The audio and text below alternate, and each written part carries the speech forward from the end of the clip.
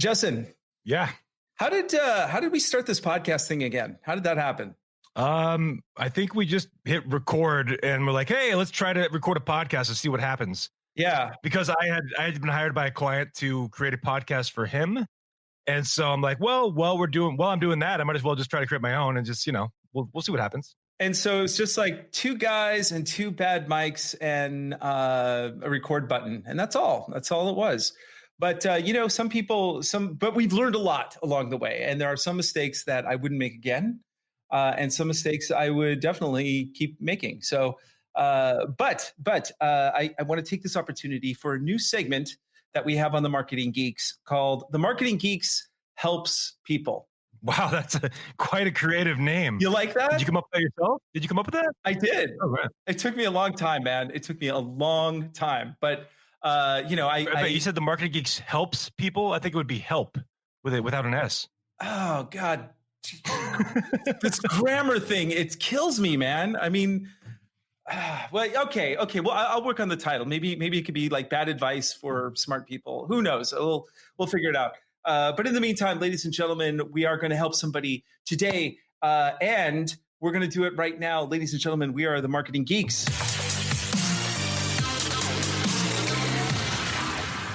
Marketing Geeks. And we're back. That was our theme song. It was so good for our new segment, which we call... the Marketing Geeks help people, I think. Help peoples. And today we are joined by one of our previous guests, Amy Balliett, and Josh Miles, and who are putting together their own podcast. And so I got a cool email from them saying, "Hey, would you mind giving me bad advice that I can completely ignore?" And I said, "I can do that. But what would be even better is if we recorded it so we could have some of our 7 listeners listen in as well." Ladies and gentlemen, Amy Balliett and Josh Miles, thank you so much for joining us back on the Marketing Geeks. You're actually our first repeat person that we've had on the show. So nice. I appreciate it. Yeah. And in such a short period of time too, which is nice. It is nice. And because that was a great show. And we talked, give us a little bit about your background again, Amy. So I started a company called Killer Visual Strategies, originally Killer Infographics. Been running it for about 10 years. It's one of the leading visual communication and creative content agencies in the US and globally.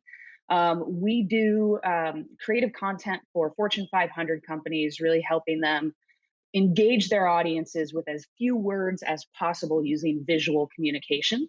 I'm also the author of the book, Killer Visual Strategies, which dives into exactly how to harness the power of visual communication so that your marketing can be leveled up many, many notches so that you can really see the success of quality visual content, because 91% of audiences prefer visual content over any other form of communication from brands. And Josh has been really at my side from day one with all of this. I'll let Josh introduce himself. Yeah, thanks, Amy. Yeah, I basically just sort of hopped aboard and rode Amy's coattails for the last 9 years. Joined Killer very in the early days when we were just designing infographics and producing a large volume of those and sort of shooting them out into the internet. Back when anything called an infographic would really get you clicks. Worked with her to build out some broader creative capabilities such as video and motion graphics, and currently working with her as Chief Creative Officer and helping drive some of the visual strategy for those Fortune 500 brands. So been a pretty wild, crazy 9-10 year journey, and excited to explore some new areas of content creation, which is why we were hoping we could get on this show with you and really pick your brains. Yeah, I love it. And pick away. I don't know how much you'll actually get out of that picking, but wear some like boots. I recommend that. So what? Tell us, like, first of all, give me the concept. Tell me what the idea is and why doing a podcast at all? Like, what was the genesis of this? So, and Josh, fill in the blanks where you can as well. Basically, for the past decade, Josh and I have been working with all of these big companies, helping them take very complex concepts and simplify them for ease of understanding for mass audiences. And through that, we've had to find all of these different ways to just kind of really unpack some crazy ideas that seem to be something that you'd have to read long, lengthy books just to understand. And we found that that's what we love so much about what we do, is really helping people understand the very complex concepts and ideas out there.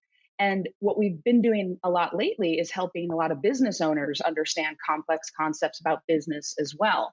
So we started talking about what we would like to do that kind of gives us, makes us feel like we're in our genius zone a little bit more.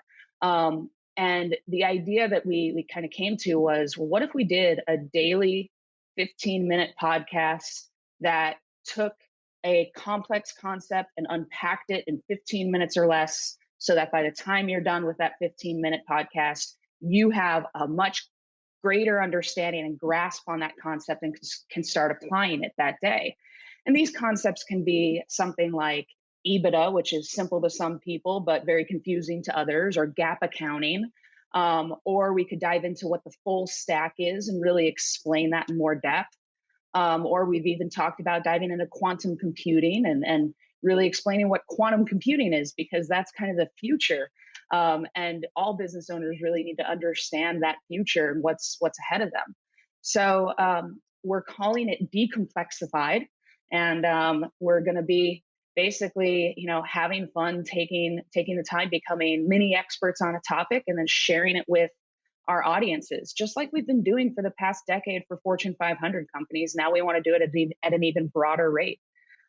Josh, fill in any blanks that I might have there. Yeah, that's, pretty much it. Over the past decade, just by virtue of the type of work we've been doing, we've had exposure to really every industry, every vertical. If you named an industry, I could name you at least a handful of clients we've worked with. So we've built this pretty broad sort of generalist understanding of a lot of topics, while maintaining our focused niche or specialization in the type of creative work that we do. And we're really inspired by entrepreneurs or intrapreneurs, folks who are maybe working at larger organizations but still have that sort of drive and passion to build something that they can really claim as their own. But you can't really have a full understanding of all the different things that you need to be aware of. But what you really need when you're in that position is, hey, what's enough information for me to really make a good judgment call and keep moving forward, and not really get bogged down in the weeds of things, trying to do a really deep dive, say, in like GAAP accounting or EBITDA. You don't need to have a accountant's understanding of EBITDA. You really just need enough information in order to make the right decision to move forward with whatever sort of venture you're undertaking. And that's what we want to do. We want to be able to give people these really quick shot deep dives into this subject matter, so that they can walk away saying, hey, I know enough about this now to confidently make some decisions. Got it. So my question with this would be, I love the concept. What's the outcome of the podcast in your mind? Is it to prove the fact that you can break down these concepts as a way of showing that you're able to do it for businesses too? Or is it just a play for additional exposure to your brand? Like, what's the outcome that you're looking for from this, from having a podcast? Or do you think it would just be fun? It's kind of a little bit of everything you just said. I mean, there's definitely a huge fun aspect to it. Josh had brought up the idea of starting a podcast probably like 6 months ago, as we were just kind of talking about different ideas that we had to kind of further our exposure to different information. And as he had brought that up, I actually poo-pooed the idea. I was like, oh, there are too many podcasts out there, and there's so many podcasts that all kind of follow the same subjects. And how can we do a podcast on visual information? Because in my mind, it was, well, we'd have to be talking about visual information, and how do we do a podcast on that? And then I started doing the rounds of podcasts for my book, to really promote my book. And I had so much fun being on these interviews, being on your show, being on other shows, getting to know podcast hosts. And this part of me just said, wow, I really want to do this. This seems like a lot of fun to have the opportunity to get to know subject matter experts over times, and also just have the opportunity to spend more time talking about complex ideas with Josh, which is one of the most fun things that we do every day as we're unpacking a client's needs. I find that I get the most excited when Josh and I are really kind of coming up with ways to simplify those ideas. So this is kind of, first driven by fun, but we're not going to lie. This would be a nice, a nice kind of side project where we can generate some revenue off of it as well. Josh and I are currently working on writing a book together, and we could also use this to help kind of propel that book as well. So there's a lot of different ways that we could be utilizing this podcast, but we are interested in getting advertisers and monetizing the podcast as well. So I just want to say a couple things real quick. Andros and I, a good chunk of this podcast that we do is because we get to stay in touch with each other because he moved to the Netherlands. He used to live closer to where I live. And this is our way of communicating and staying in touch and having fun. And then the other aspects, though, the side benefits of the podcast, number one, both of us had relatively low profiles going into this, and we've kind of expanded our profiles, somewhat, and we're continuing to expand that and grow some brand authority. Secondly, it's like networking on steroids. I mean, the people that we get to connect with we would not normally get to connect with some of these people. We've had John Lee Dumas, Pat Flynn, some of the bigger name podcasters on our show. And we made great friends too. We made a few friends out of it as well. And meet people. And then beyond that, it's you guys probably have these conversations anyway. So it's why not just hit the record button and make it a podcast? And then, find out if there's an audience. I think there will be, because what you've described to me is something I would want to listen to. I'd be very interested in having those kind of concepts broken down in 15 minutes. And to me, every episode, you could even have a call to action hey, if your business, if people have trouble understanding the way that you describe your business to them, you saw us break down this complex topic, we could do it for your business, something like that. Mm-hmm. Yeah. And it runs really well to your business. Go ahead. And there's also what I'm thinking. Are you planning also on doing an infographic per show of the topic that you cover? I wish we could. That would require quite a lot of work. A quality infographic is a good, a small one is going to be 25 hours of work. So to do a daily podcast for 15 minutes plus 25 hours of work a day of a small infographic would be a little much. Yeah, for sure. Is that your vision, a daily podcast? Yeah, we're talking about daily, maybe, by daily weekdays, 5 days a week, 15 minutes a day. But we might start with just one a week because it's going to take some time to really build up an episode base to get them do that. out. Yeah, because honestly, it seems on the surface oh, how hard could it be? You hit record, but you do want to do some audio editing. There's always going to be tiny things that you want to adjust. You want to add some, the music, all of that. For every how many hours would you say you put in, Justin, per episode? We record the episode, but then in post, because you do a lot of the post, how many hours do you put in? Probably 3 to 5. Mm-hmm. Yeah. And then Iris, our producer, my wife, she puts together the social media content and handles the guests. You won't have that as much, but you'll be doing the research. And she probably puts in 2 to 3 hours per episode just to create the content and push it on social media.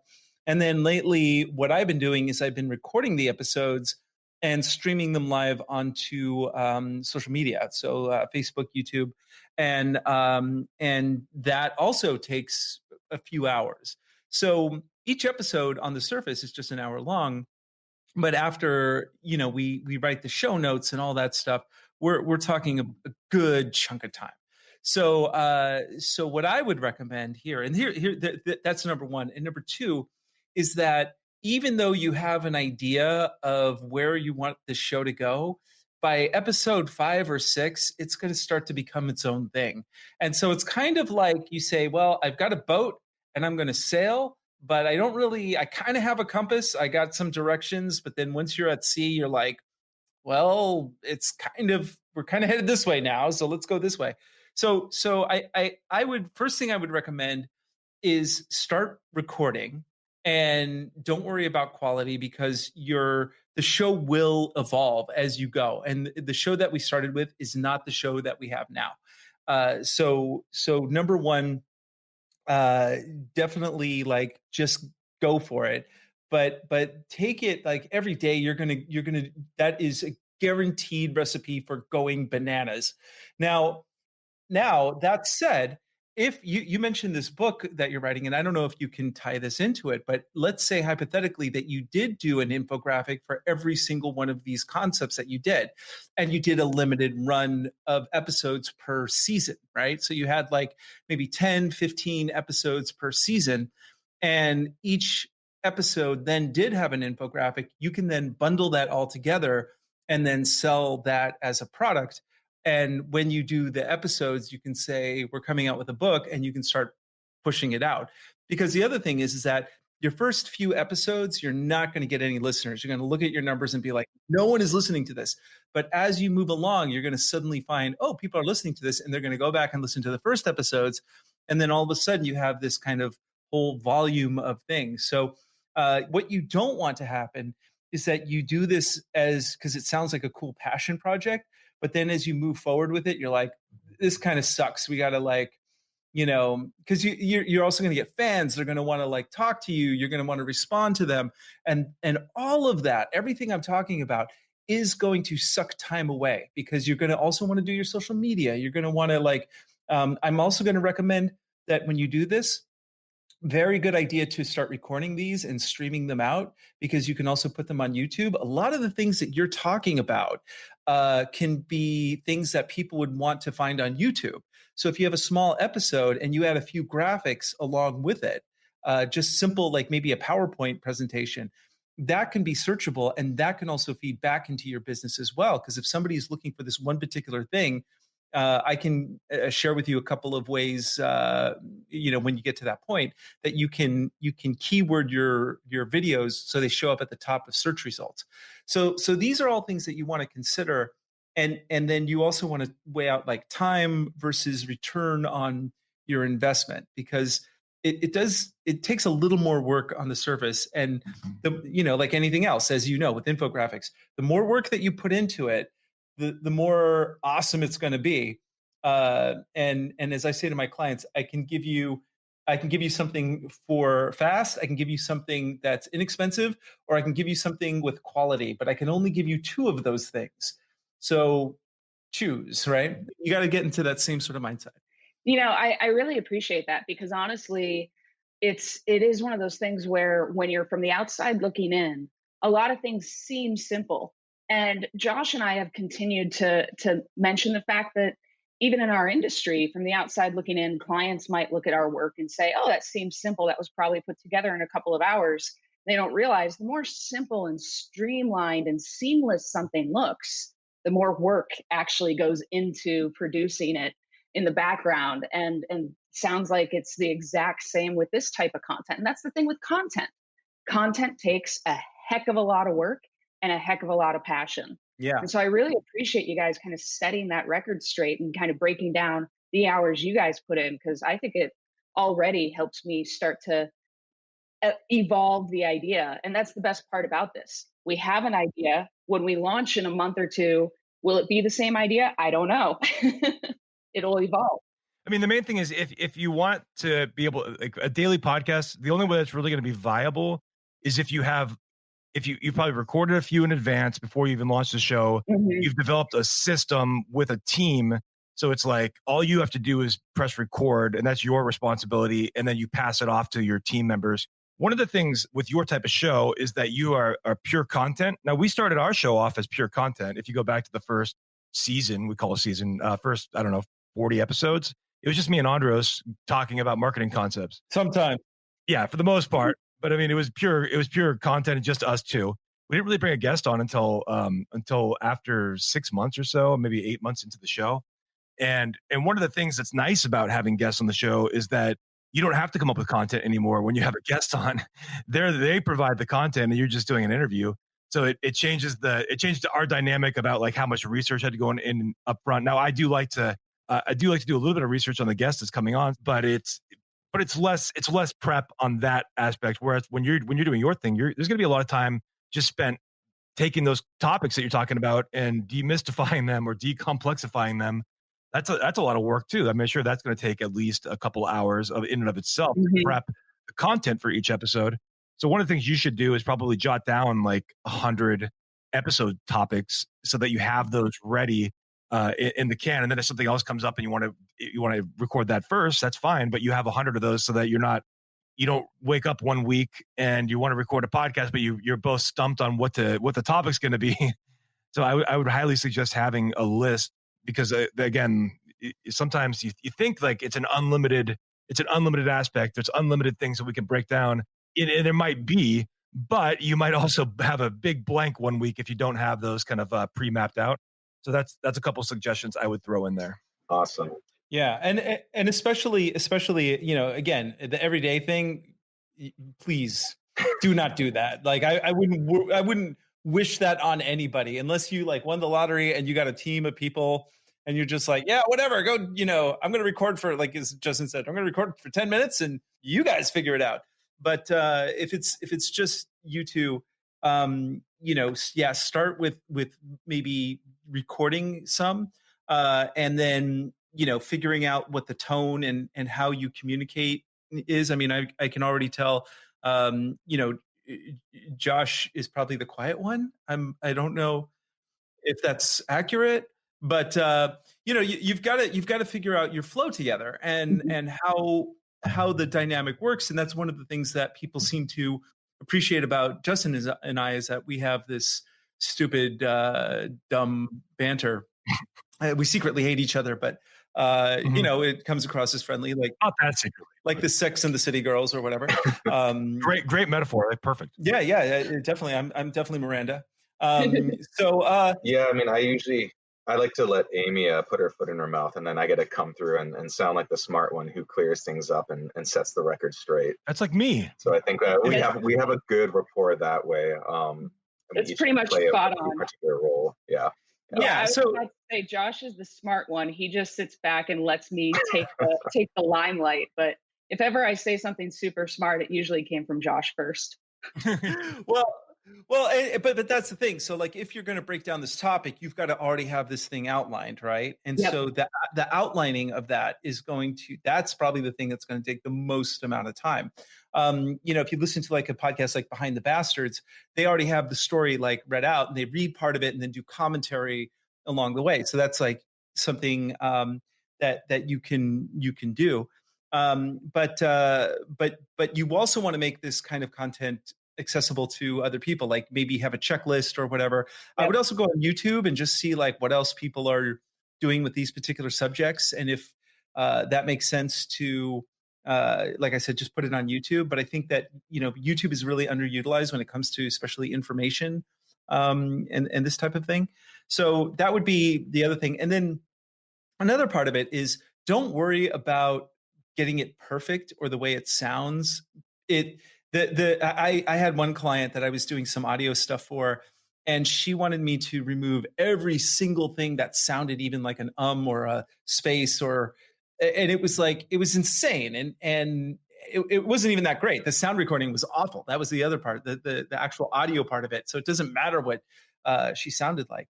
So the more natural it sounds, the better. So don't worry about like, because this will happen. You're going to listen back to it and you'll be like, oh my God, I sound so stupid.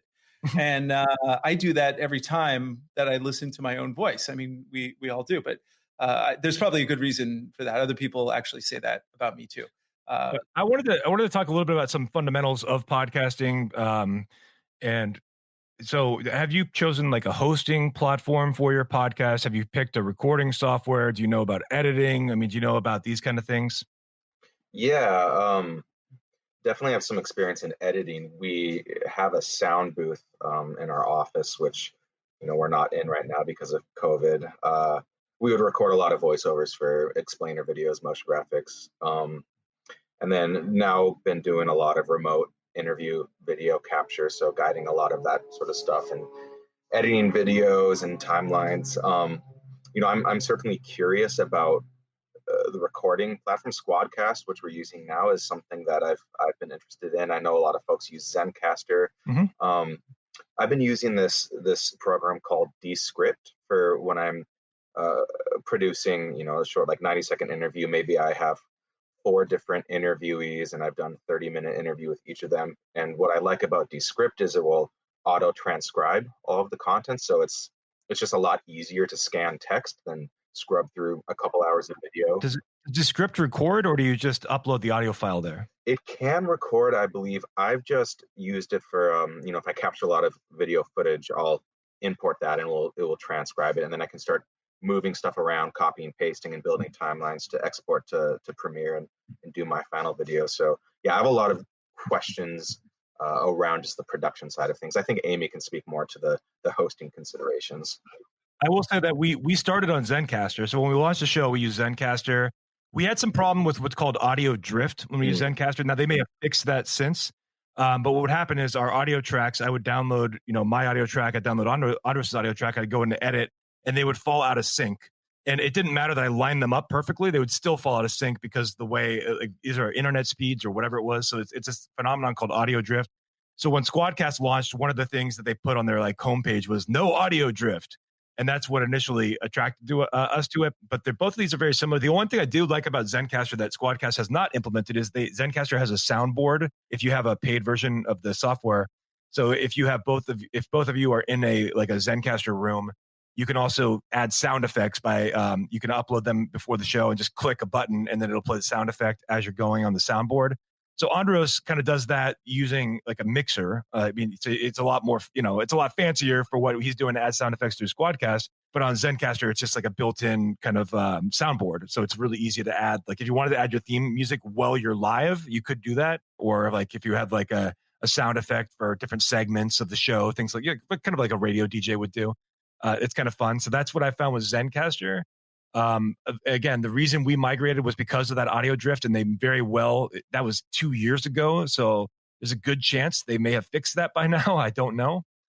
And then hosting, though, because you need a hosting platform essentially to where you're going to store all your podcast episodes. And the ones that there's kind of 3 of them that I kind of recommend for beginners or people that aren't sure, and actually I've actually found this platform to be pretty solid regardless, is Anchor.fm.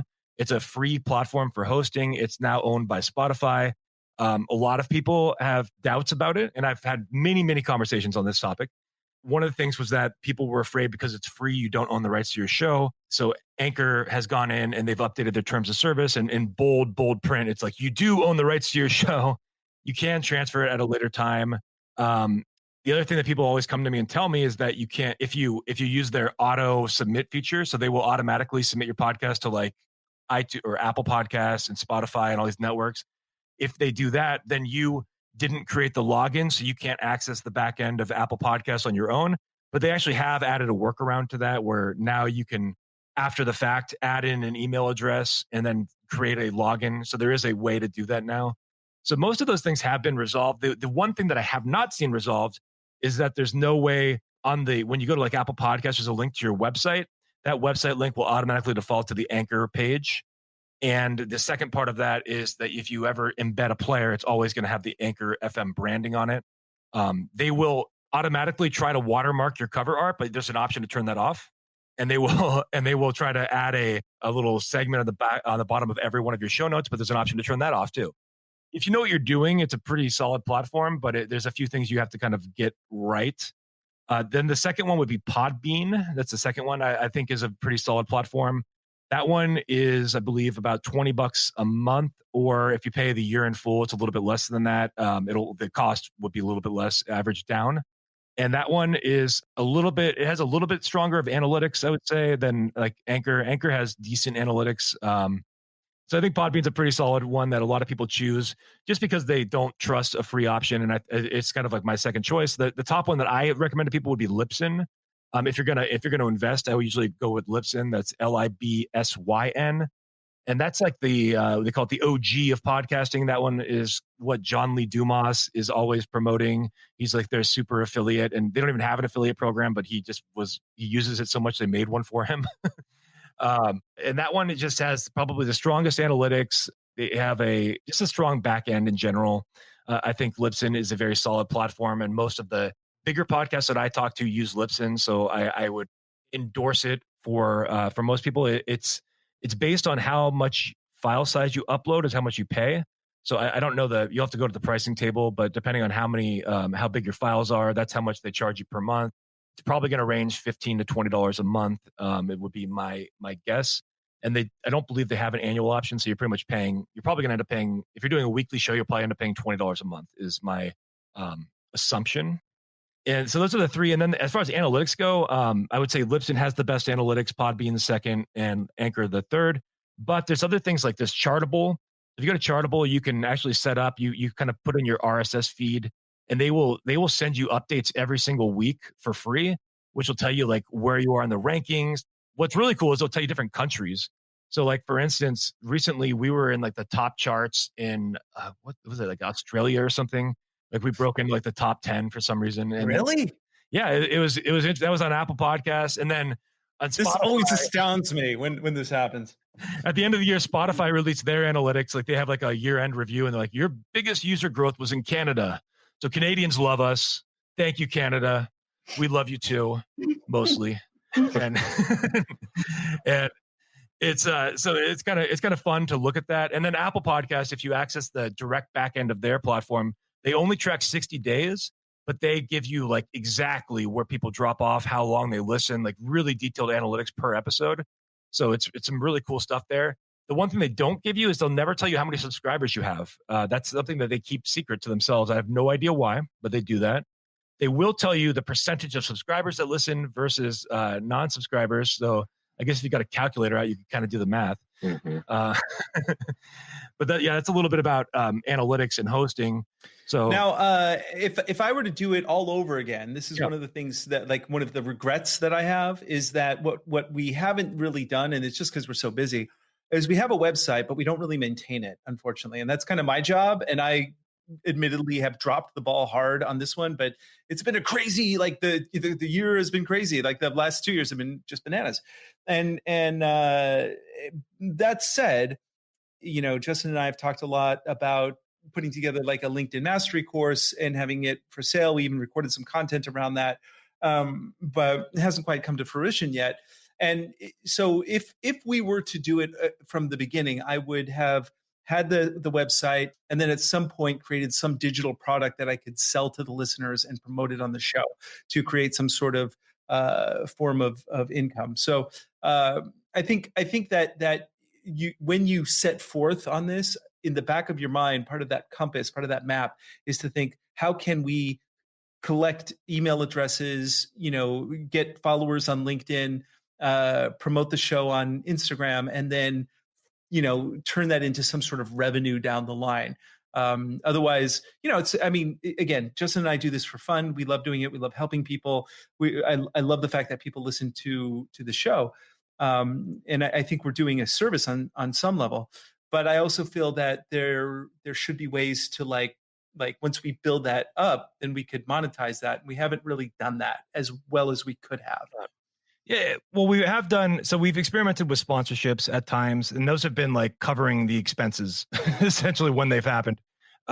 There's like 3 ways that you could find sponsors for shows, and we've used a couple of these, or not, there's more than 3 ways, I guess, but number 1 is your hosting platform. So like Anchor.fm, they connect you with sponsors, and usually they will be their first sponsor of your show. They pay you on a CPM basis. Cost per 1,000 listens, it's like It's like $10 per 1,000, I think, or less. It might be $8 per 1,000, and it's so they have that kind of CPM basis. So when they're active, so it's when they're actually letting you run the ads and they have that active, they will have that included there. And so if you, depending on what you're getting, I mean, that can be nice to offset like the cost of like your softwares and stuff like that. And at best, you'll probably do like a couple $100 per month for most shows. I mean, some shows are going to break out and be huge. Like, I mean, John Lee Dumas, for example, is getting millions downloads a month, and he's making plenty of. He's probably running 3 different ads per episode, and he's doing a daily podcast on top of that. So you do the math there. He's making good money. The other ways of getting sponsors, though, are there's sponsor networks. So there's AdvertiseCast is a big one. So AdvertiseCast is where you can list your show, and they will help. And they basically have a like a marketplace of podcasts that advertisers can go to and purchase ads for. And then they have Midroll is a big one that's come out. So Midroll is another big one. As a hosting platform, Podbean has their own advertising network, and it's pretty easy to qualify for that one. Libsyn has an advertising network too. However, Libsyn's is the one that's hardest to get into. I think they require like 500,000 downloads or so before they'll even let you into it. It might even be 1 million. It's one of those two for the threshold. So it's not one that's easy to break in on the Libsyn network for the advertising. So if you're looking for sponsors, the way to do that is either to go to like a Midroll or AdvertiseCast, kind of those aggregated networks, or reach out directly to companies. And I've known a few different podcasts that have reached out directly to companies and gotten pretty big deals. Like one of them, for instance, got a deal with Wells Fargo for like $10,000 a month, and was essentially they had a couple rules. It was like we have to interview one executive from the company. We have every month, and we have to feature the ads every single month. So they did that, and that's a pretty good, that's a solid chunk of change. So that's like that's something you can work with. You're actually that's actually what I would call really monetizing a podcast. Yeah, I mean, like let's say for instance, you want to do something like how to use Tableau in in 15 minutes. If you have a big enough audience, you could contact their marketing department and say, well, we'll do this episode if you want to sponsor it. So that is another way to do it. So there's lots of ways to skin this particular cat. But it's something you probably want to think about upfront. Like, do I want to make money on this, or is this just kind of a goof that we're going to do? The other thing making money though is like, I do a lot of podcast consulting now, and the reason that I'm able to do that is because I have a show like this that gives me the credibility to be able to do it. So, there's back end benefits to it. So it's like, because this show has an audience, and because it's in the charts, it gives both of us extra credibility. And I've gotten plenty of clients because just because of the show, as far as like podcast consulting. And it's also great for like, if you're a speaker, something like that, it's a great like kind of authority booster when you're being introduced to the stage.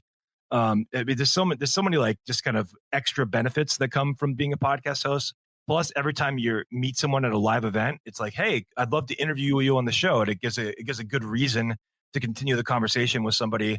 And it gives a good reason to talk, to open a conversation with somebody that, you might feel on a lower status than like at least, perceptually. So it's kind of a cool thing in those regards too. Nice. And finally, just random stuff. It sounds like you have a sound booth. That's great. I also recommend, I use the Zoom H2N microphone, which I really like because it's directional. You could use one microphone and put it between two people, and it sounds like you're right in the middle of them. The sound quality is pretty good. Justin has the Shure 150? What is that? SM7B? Yeah, and that's the one that Joe Rogan uses. And those are both really, I don't know if there's a sound quality difference. It's just a matter of preference. I like having the ability of to just take this little mic and take it anywhere, do an interview. The other thing that I recommend is just getting, if you can see this, like a little arm that goes to your desk, so you can prop up the mic and then have it right in front of you at the perfect distance.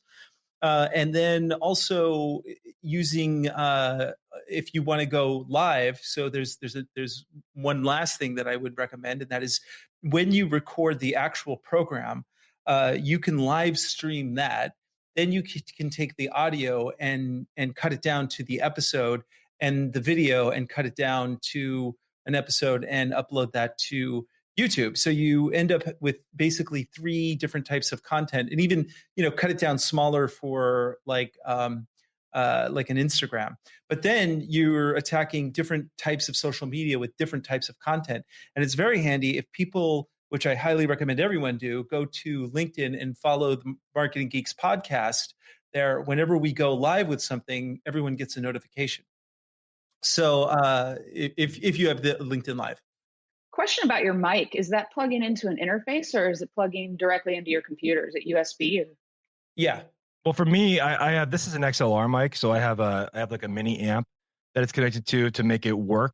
When I started, I used the Yeti Blue, which is a USB mic, and that's like very average USB mic. It's a decent starter mic. And eventually, when we had the show on for a few years, and I'm like, you know what, I have time to graduate to a professional mic. So this one, this is an XLR, so it requires a few different components to make it work. But it's not too complicated of a setup. I mean, I figured it out. I'm not an audio engineer per se, but I'm pretty smart with tech. Yeah. But and the Zoom H2N is just a USB interface that plugs directly into your computer, so you can, it just shows up as your mic when you choose what mic you want to use. And the other thing that you got to watch out for, because I made this mistake a couple of times, is in a recording, if you have more than one option for sound, like even if you have a sound card or a mic, make sure you choose the right mic. One time I chose my Bluetooth headphones, which were on the other side of the room, and and my webcam has a mic, so my webcam's one of the options. And I've accidentally left the webcam as the mic before too, and it's terrible. So I don't know why the webcam even has a mic, but it does. So you just gotta. These are just the little tiny things that you gotta look out for. And then as far as streaming goes, I use OBS, which is free and very handy to use. Except it's definitely, you got to be kind of geeky and like just tinker with it to get it to work properly. Because it's the software that plugs into a streaming platform, which we use Restream.io. So we send the stream to Restream, and then Restream puts it out to all the different social networks from there. Nice. If you want to go there. Yeah, Restream will go simultaneously to Facebook, LinkedIn, Periscope, which might be going away, I'm hearing now, Twitch. There's a bunch. There's like 25 of them. Yeah. Right. It doesn't do Instagram, though. It's the one it doesn't do. Yeah. So anyway, that is that. I think we covered everything. Did we? Probably more than you wanted to know, but no, that's great. Yeah, jump in, Josh. We certainly have some experience with some of those different platforms and workflows that you mentioned. I mean, and in our sound booth, we've got a great mic. We have a Neumann it's like TLM 103, I believe. So really nice microphone. We're trying to figure out, when we're all working from home, what can we do that's maybe a bit more budget friendly setup. So that's super helpful to have some options to look into there, and have a little bit of experience developing, graphics packages for OBS, but haven't ever run that myself. It looks pretty terrifying when I look at screenshots of that platform. You know After Effects though, right?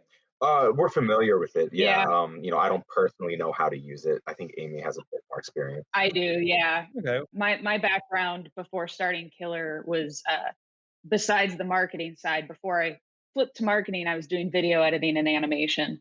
So I'm really good at pictures that move. I'm actually really bad at pictures that are static, which is why I don't actually do any of the graphic design work for our company. But I've been able to jump in and help on animation from time to time. But luckily, Josh came and built our animation department with real talent. So, well, if you could figure out just like how that stuff works, it's like not that hard. It's really not. As far as microphone costs go, like this setup that I have, like the microphone itself, I think was $399, so $400. I think the amp was about $150. There's something called I think it's called a cloud filter that is necessary that also is attached for like another $100. So and then like XLR cables and headphones, and out the door, you're probably looking at somewhere between $700 to $1,000 for the whole setup, and then also like the metal arm was like $70. It wasn't cheap. This one, because it's a heavy mic, so it needed a stronger one. So it's not that bad for especially considering that it's like a life. You're paying it once. It's not a recurring fee. And then if you go USB route, there's a few different like USB mics. There's a Yeti. I think Rode has one called the Podcaster. That's a USB that's pretty decent. And then mine, the Zoom, and that was 130, 35 or something. Yeah, that's probably the best option if you're going to go USB, is what Andros says. Yeah, I would recommend it. I looked around and I've always liked the Zoom quality. So that's the but a good mic is, because it's like this, like how many podcasts have we listened to where you just hear someone's like bad sound? You're like, oh God, I love what you're saying, but you're killing me with this awful sound. So, you want to really use high quality mics, at least medium quality, and headphones too, because the you can hear the echo. The echo. Yeah. The reason you use headphones, for anyone that doesn't know that's listening to this, is that if the audio is playing through the speakers, it creates an echo effect. So basically, it would create that echo that you're going to hear on the recording. So we don't want that. So you're telling me it wasn't a great idea to just talk through my built-in laptop microphone and use my laptop speakers? Well, Squadcast does have an echo canceling effect on here, so it actually works pretty well because I'm not really hearing an echo from you. Awesome. So, but ideally, you don't do that because if you're in Zoom, they don't have that, as far as I know right now. And depending on what software you're recording in, they might not have that echo cancellation, and even then, it's usually not perfect. Also, so and the reason why we don't use Zoom recordings is because the Zoom recordings aren't as quality as the Squadcast recordings, which records each track separately. And then, like, you know, I like with you, Josh, I might have to take it in there and just like boost, you know, some of the, you know, the amplitude, or, you know, tweak it just a little bit to clean it up in Audition. But it's, you know, it's not that difficult. But you want to create less work for yourself in the long run. Yeah. I mean, as a guest joining, it was super easy just to click a link and here we are, which is great. Yeah.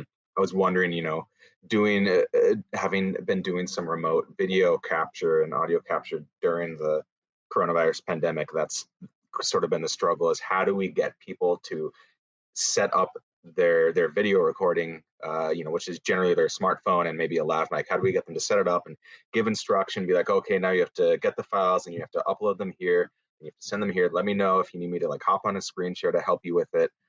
So if it's as simple, like for guests, as just joining this thing and all that's happening on the back end, it takes a lot of that headache out. Yeah. So you definitely want to go with Squadcast. But any other questions? I mean, do we cover it with our long-winded answer? I've got one. So Andros, what webcam are you using? Because I've been loving how it does rack focus for you. Like every time you move around, it kind of shifts the focus, and it's pretty darn professional the way it appears. Yeah, that was actually because I was looking for a good webcam. It's my Canon Rebel T7i, so which costs, you know, I think they're up to the 8i or something, but you can get them now probably for like $500-600. Nice. And I have a lens that is a Sigma 150 that it has a really good shallow depth of field. So I paid for this piece of software that turns the Canon cameras into a webcam, but then Canon just released their own little piece of software that will do it for the Canon cameras. And I definitely recommend that also, because if you are doing streaming, the quality is just so good. So it's like a film camera essentially. And then, you know, you depending on the lighting, you can get like a circle light for pretty cheap. But that's something that it does definitely ups the quality, and it makes it, if you're going to do streaming, it makes it a lot better. And then with OBS, what's really interesting, depending on how geeky you want to go, you can list the cameras and you can actually go back and forth and do different camera angles, and then do bottom thirds that slide in, you know, and all sorts of like neat tricks, kind of real time, so you don't have to do them as much in post. Awesome. Yeah, that's great. So Josh, how about you? Any questions that? Oh, so many questions, but I know we're limited in our time. But definitely was particularly curious just on the technical sort of workflow production side of things. You know, I have a lot of just thoughts around just general identity and sound marks and things like that, and you know, how you figure out how do we create the right audio environment to really, like, you know, embody who we are as a podcast, which I think is one of our next big questions to tackle. That, as well as, you know, figuring out, well, what the hell are we actually doing a podcast about? What's the cadence? You know, what are the topics we're going to be doing? And I think we're making some headway there. But yeah, I'm thinking a lot about the identity piece right now. The big thing I think is just take action, start recording, and then course correct as you go. I mean, that's like the way I look at it. Exactly. That's what we did. And I mean, our first episodes were pretty terrible, like audio quality. I mean, you know, we were USB mics. We were recording on Zencaster. We were dealing with audio drift problems. I think we had sometimes like the sound quality would get really bad, and we didn't have great even the editing, I didn't know how to really use Adobe Audition back then. I've gotten better with that. And just things like that. So I think as you go, you course correct. Go ahead. Yeah, and I actually I tended to speak too loud, and the only reason I found this is because people would leave comments on the podcast saying like, "Oh, the podcast is great, except that one host, he yells too much. It's just like one host yells all the time, and I can't stand it." So I had to like reel that in a little bit, but it's like you'll discover as you move along, and the more that you sit and try and theorize what you're going to do, the more you're not doing it. And it's kind of like when I came here, I practiced Dutch with Duolingo, and then that was more theory, and when people started talking to me, I'm like, what? I don't understand.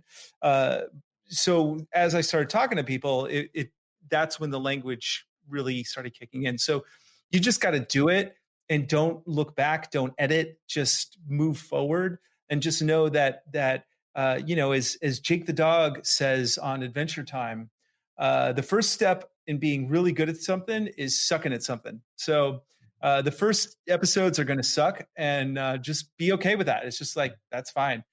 They will get better. And so you just have to give yourself over to that and not worry about, that you're writing with one hand and editing with the other. Nice.